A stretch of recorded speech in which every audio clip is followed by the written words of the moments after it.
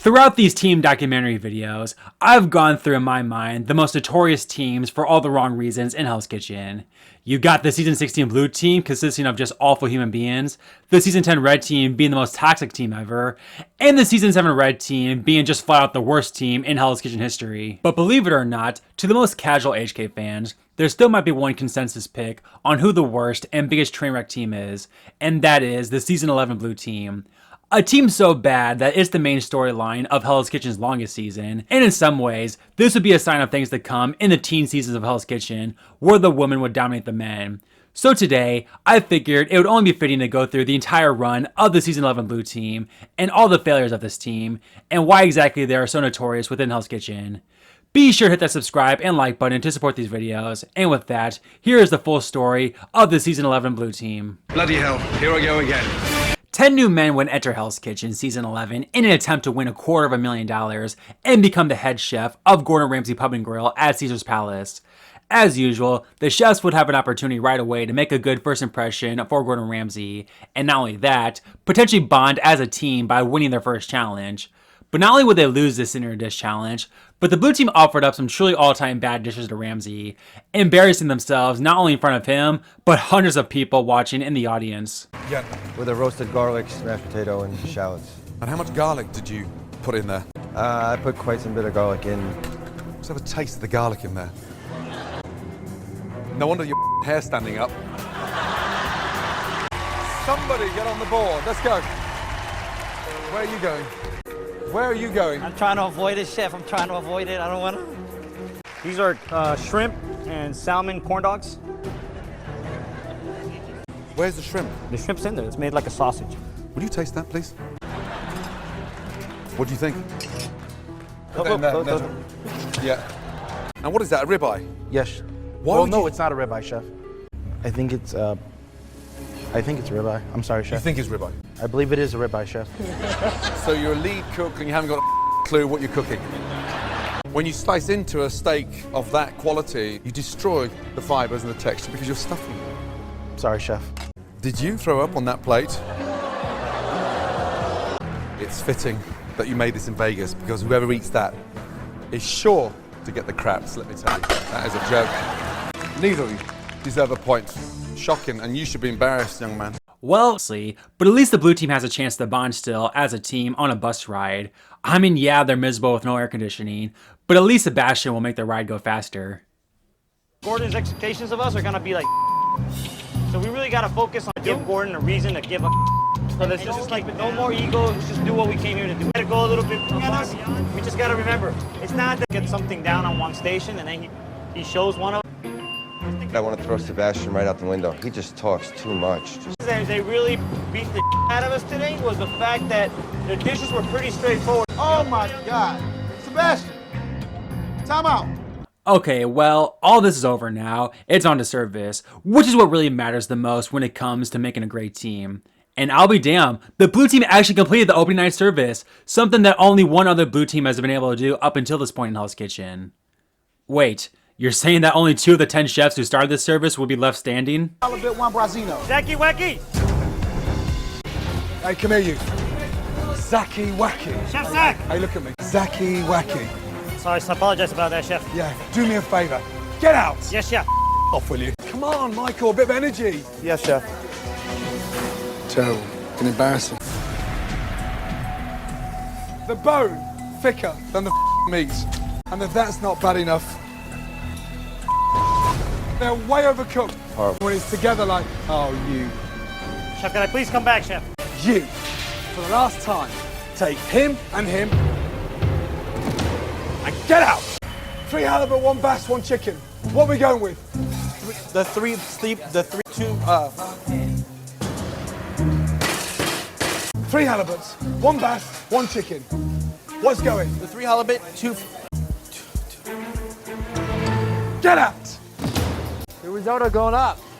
2 risotto. Oh, man. Look at that there, stuck to the bottom of the pan. Take Dan and yourself and get the out of here. Raymond, taste that. Fingers. Spoons are everywhere. You may be the oldest, but out of respect, off. Yes, sir. Soto, chef. Let's taste that. Get out. Get out. Yeah, despite completing service, you can make an argument this is one of the worst opening night services from a team ever, as not only did 8 members get kicked out, a record that will likely never be broken, but some of the ways these men got kicked out was absolutely laughable and pathetic. In the end, Mr. Funny Seabass will be the first boot from this team and season as a whole, ending this 2-part premiere episode for the Season 11 Blue Team, which featured 2 losses to the Red Team, and some all-time bad mistakes and dishes. But it's the premiere, these things happen, and hopefully the Blue Team can bounce back now that the nerves are somewhat gone, hopefully. Unfortunately, despite winning the muscle portion of the Lobster Challenge, they would lose the cooking portion to the Red Team 11-8. I will say though, dinner service was a massive step up, as there weren't nearly as many mistakes or a massive amount of individuals messing up. Unfortunately, Christian, who was one of the 2 chefs who didn't get kicked out last service, would be the main problem of the night, and essentially single-handedly got the Blue Team kicked out and subsequently eliminated. And the very next episode after Christian tanked, Zach, the other chef that finished opening night after one of the greatest performances in Hell's Kitchen history, would go from favorite to win to essentially blowing any chance he ever had at winning, as he broke the cardinal rule of lying to Ramsay during the lunch challenge. Zach! The salmon's raw! Start again! Chef told me that I can't use the fish that I had just cooked off, but the salmon looked perfect, and all I gotta do is finish it off and send it out. Where's this from? Those are the old stuff, Chef. That's the old stuff. Yes, Chef. Have we been using that? No, Chef, we're doing the thing, straight to the order. The truth? Yes, Chef, that's why it's still there, Chef. Look at me, in the eyes. Did you take salmon from the back and reheat it? I tried to. Yes or no? No, Chef, it's right here. Shut the up. Off the salmon. This, along with many other mistakes, would cost the Blue Team their 3rd straight challenge to open the season, and after only 4 episodes into the season, all members of this team have messed up in some way. On the bright side, despite more mistakes during dinner service, the Blue Team would beat the Red Team for the first time, and so hopefully this is a sign of things turning around. And episode 5 was about as gimme of a good episode as you could get, as all John and Michael had to do was identify a turkey meatball. Seriously, how hard can it be for 2 pro chefs to identify a freaking turkey meatball? Hurry up. Lamb. Wrong! Let's go! hustle Take back. it back! Come on! Venison. Wrong! Come on! Veal, Chef. Wrong! Come on! Guys, pork, Chef. Wrong! Holy crap, come on! Buffalo, Chef. Wrong! They're running up, they're running back. Rabbit. Rabbit meatball, off! Goat, Chef. Wrong! Goat meatball? Kangaroo, Chef. Wrong! Man. Are you hopping mad? When was the last time you had a kangaroo meatball? But despite a 4th straight challenge loss, the Blue Team would respond well during service once again, winning their 2nd straight service. But even on a night where the Blue Team won, they would still lose in some ways, as Jeremy would get eliminated from the winning team after he made, in my mind, the worst and dumbest mistake in Hell's Kitchen history, solidifying himself as an all-time pathetic contestant. Watch your back. Come on, come down. Hey, all of you, come here. Some disgusting pig brought me the sample scrambled eggs. The sample scrambled eggs that I cooked an hour ago. Make sure you guys study the sample plates. You killed someone with that! But hey, despite losing a member, you can honestly view this as a blessing in disguise for the Blue Team, as again, not only have they won 2 straight dinner services, but now their weakest link is off the team. They should put it all together now and have a great dinner service tonight and bond as a team, right? All right, great. What do you want me to do for you, man? Nothing. Can I cook? You can let me cook? Can I try? Can I be in the limelight? Dude, I want to cook a few things today, too. Why don't you give me some pan time here? Get it up. Overcooked. Raymond! Yes, Chef. Yes, Chef. Rubber! Get the pan hot! Yes, Chef. Right, you got to be a little bit more organized over Excuse here, me, dude. man. Yep. Tell me when you're reaching in front of me. I keep trying to get in there, and I keep getting shut down. He's acting like this is an NBA game. I'm trying to flip these scallops, man. Are you kidding me? Really? Grab your tampons and go on the red team, please. Right, you got to give me Yep. some space, man. I can't work throwing elbows at you. Really? Stop it, guys. Really? 3 bass. What do you mean 3 I bags? mean, no, 2. Look at you. You don't even know what's on the order. 3 halibuts! That's what we're going with. He doesn't even know. There you go, Chef. What's he done to that? Just touch that. Just touch. Just try. Overcooked. Try. I have a problem. I have a big problem. Yes, I do! It's just raw! Get 3 more going. Get 3 more going. 3 more working. Put them in the oven. It's... I'm done! You,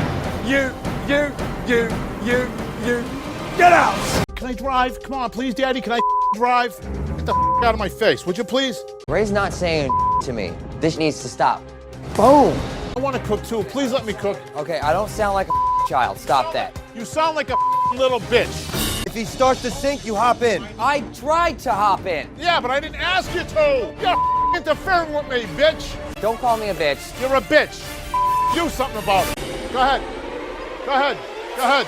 Right.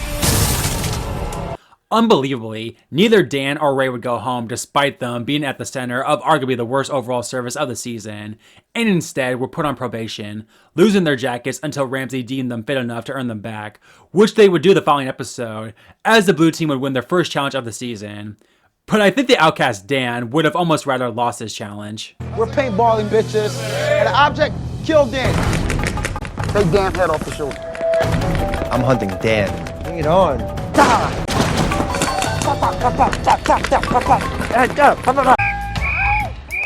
It was fun shooting Dan. So therapeutic. I loved it. But anyway, on to service now. You know how I said Jeremy made the worst mistake in Hell's Kitchen history 2 services prior? Well, apparently Barrett was taking notes and wanted to try to one-up him. Hey, all of you, come here. See those 6 glamorous ladies, slightly older? The paper. Oh my God. Come on, you trying to kill people? By the time you swallow it, it's too late. Hey, come here, you. Yes, chef. Joke. You should be ashamed. I am ashamed. Okay, Barrett has had to learn his lesson, as he is obviously on thin ice now. Even if he makes a mistake, surely it won't be another life-threatening mistake, right? Chicken, yeah? I've got raw chicken here. It's for my wife. Hey! For Chef James's wife, pink chicken. Raw chicken will kill you. Chef James's wife is pregnant. I can't even look Chef James in the eye. He's like a triple black belt in Taekwondo. This dude could probably me up right now. The crazy thing about all of this is that Barrett wouldn't even go home despite these back-to-back dangerous mistakes, which should tell you just how bad Dan was this season. Anyway, with the outcast Dan now off the team, it appears that maybe the men can finally start turning things around, as despite once again losing the episode 9 challenge, their 6th loss and 7 tries thus far this season, they would win the 3rd service of the season after arguably their best performance overall during steak night. Episode 10, Hell's Kitchen, would be hosting a quinceañera, and despite both Michael and Anthony, 2 of the blue team's strongest members having a chance to clinch the win for the blue team, they would be undone by Mary and Amanda, losing the challenge, and thus had to spend the day setting up the quinceañera under the guidance of the event planner Josette, a double whammy. You need to cut 18 pieces of pink tulle, 20 inches long for each doll. Maybe I can glue some of my manhood back together. Good luck with that. You don't have enough glue, Barrett. God, here she comes. How are we doing? Chipping away at it. On this one, the bow needs to be redone so that the shiny side is out. Josette's crazy. You know, she's the event planner. Everything's got to be perfect. All have the flat side out, so the back row needs to be redone. We're on our last nerve with this party planner. We're just spiraling down. Oh my God. I'm going as fast as I can with these. We really need to hurry up because we've got a lot of other stuff to do. Really need these done. You know what? This place, I want to get out of here. The quinceañera service wouldn't be any better, as there would be a multitude of mistakes throughout the night from both kitchens, resulting in another double loss. And despite it seeming like the blue team members would escape after Amanda's elimination, Chef Ramsey had simply had enough of Barrett's failures, with his performance being so bad that Ramsey felt he had no choice but to have a double elimination. The first double elimination ceremony in Hell's Kitchen history. Episode 11 would be interesting, as it would be in some ways the culmination of 2 major storylines on the blue team this season, as despite John always producing great challenge dishes, his team could never back him up, and there would be no greater example of this than what happened this episode, as despite John scoring the highest dish of the night, Zach and Anthony produced subpar dishes, not only costing John the challenge, but a chance for his dish to be on People's Magazine. I have a confit leg and a pan-seared duck breast. It tastes Well delicious. done. How would you mark that? I'm definitely going to give it a 45. I'm going to give it a 47. Thank you Really very good much. job indeed. It's a pan-seared halibut that I crusted with coriander and pink peppercorn. It's good. It's not great. I'm going to give this one a 40. I'm going to go 42. It's got a good taste. Just a little more medium rare would have really been perfect. So I'm gonna give it a 41. I'm gonna go 42. You had the highest scoring dish. Blue team, once again, you've lost. Men, you've won 1 challenge out of 9. Guys, I could have been People magazine at the highest rank scored of everyone. This would also be the height of Zach's heel turn and the beginning of his massive downfall, as while he obviously hadn't been amazing or anything since his legendary opening night, he certainly didn't seem like the chef who would sabotage another competitor for very petty reasons. But I'll be damned, apparently playing dirty is more important to him than feeding the customers. Look at that, and look at that. No lobster in there, Zach. But he should be leaving this then. Tell him! Zach, do me a favor. Off from it, please. Try to throw me under the bus. Eat and die. So earlier, Chef Ray tells me to off. And now I'm definitely gonna get revenge. I'm thinking I can it up with cold sauce. Here you are, Chef Ray. Hey, come here. Just touch that. It's cold! Ray, it's cold. 1 minute before you when he's ready. I'm just laughing, thinking to myself, I got you. The messed up thing about all of this is that Ray would go home anyway, but to be frank, the fact that Ray made it to the top half placement-wise for the blue team is flat out insane, and should tell you just how awful this team is. But here's the thing now, with Ray gone, you could legitimately say that the other 4 members of this team, while of course having hiccups here and there, are far and away stronger than the 6 thus far eliminated, and thus, maybe now they can finally start to turn things around. But despite making their own menus, Michael would completely collapse, having one of the more forgotten out-of-nowhere meltdowns in Hell's Kitchen history, resulting in his elimination. Hey. Yeah. Raw halibut in the center. Oh my God, guys, I'm sorry. What is that? Wait. What is that? Look, yeah, just touch that. No, there. The next bit, it's just dry, Michael. Dry, stringy, and mushy. You didn't have the to cook me 2 fresh. One gets a reheat, the other one gets one left slightly dry. Hey, you. Come here, you. Oh, man. Sucks to be Mike. Time out this guy. 5 minutes, off in the bar. There's your buzzer. Off, Michael. Michael, give me your jacket. Thanks, Chef. It was an honor. I appreciate it. Thank you. Thank you. So with the blue team now down 2 members, they would need some help from the red team, with the red team in the end choosing Nedra. But it's safe to say, Nedra did anything but help the blue team, with the season 11 blue team curse officially plaguing a woman this season as well. Nice curry broth and some deep fried calamari. Fried calamari, don't see a lot of in Thailand. I'm not getting a lot of herbs or other flavors. This is very highly seasoned. Flavors haven't been cooked out. Never cooked Thai before, so... Okay.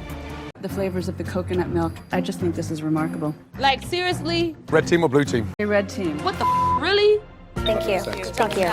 And the challenge wasn't no communication.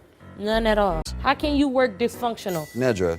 If you can't do it, you can't do it. Everything all over the cutting board. Like, I can't work like that, seriously. Nedra is like Charlie Brown's teacher.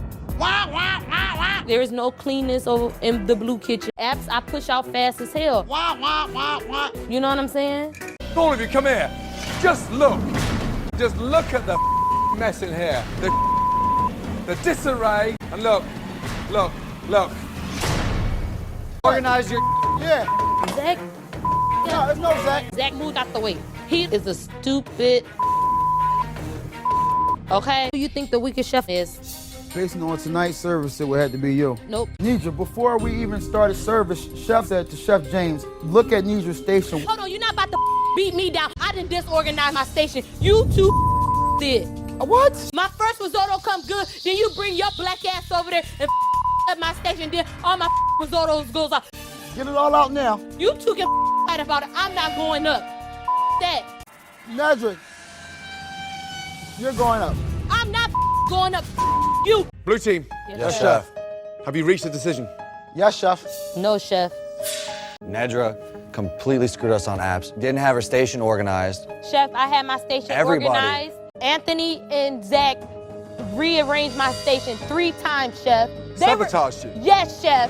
That was total custom back there, and that was all Zach and Anthony. That's a blatant lie. You are such a liar. Excuse me, Chef. Zach is a liar. It was everybody's fault but Nedra's.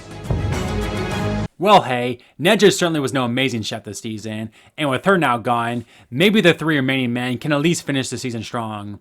Once again this season they would be teased though, as despite Anthony beating Sydney in the touch challenge, when it came to the actual challenge, the ever so important blind taste test, they would once again lose when it mattered most, with Anthony of all people costing them the challenge, getting 0 correct with the blue team losing 7-6. Their 10th loss in 11 challenges this season. Absolutely unreal. Funny enough, this episode would end with an individual challenge, as the chef who created the best overall dish would earn immunity, and go figure with his fellow blue team members now no longer being able to cost him, John would be the one to win the challenge. When it came to service, however, Anthony would take a page out of Michael's playbook, as a man who had arguably been even better than John when it came to services, would completely tank on the fish station. And while yes, he should have survived over Zach regardless, what a shocking downfall here for Anthony. The second straight good male chef blue team member to choke under pressure down the stretch. Are you out in one? Absolutely, yes? chef. Out in one. Heard that.